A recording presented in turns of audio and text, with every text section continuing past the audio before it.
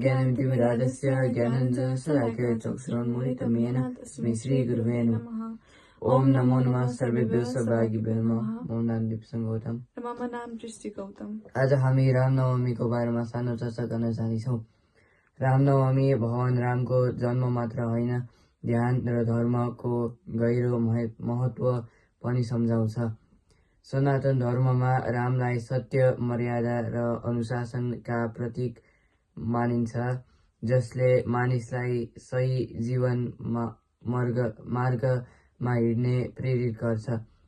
यस पावन दिनमा हरे राम जप गर्दै ध्यान गर्दा मन शान्त हुन्छ र आत्मामा सकारात्मक ऊर्जा बढाउँछ।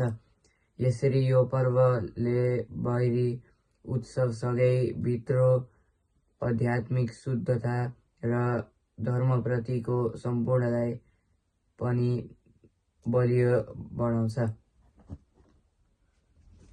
रामनवमीको पावन अवसरमा नेपाली भरिका भक्तजनहरूले भगवान रामको जन्मोत्सव यस मन्दिरहरूमा विशेष पूजा, भजन कीर्तन र रामायण वाचन गरिन्छ।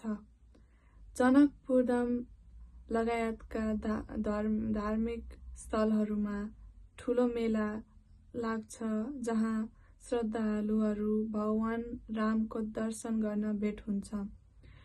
रामको जीवनले सत्य र कर्तव्यको मार्गमा हिँड्न प्रेरणा दिन्छ, जसले नेपाली समाजमा नैतिकता र संस्कारलाई बलियो बनाएको छ।